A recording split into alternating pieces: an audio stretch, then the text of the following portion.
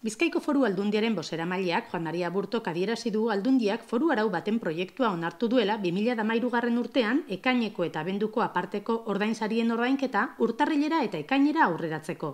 Gizarte ekintza sailari dagokionez, zenbait diru laguntza onartu dira.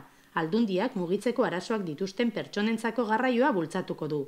Markinako Plazakola okupazio zentroa berrituko du, non desgaitasun intelektual edo fisikoak dituzten pertsonek lan egiten baitute, eta gizarteratzen laguntzeko diru laguntza berria onartu du. Horrez gain, Kulturako Foru Sailak diru laguntzak emango ditu bigarren B mailako klubetan praktikatzen den oinarri futbolerako.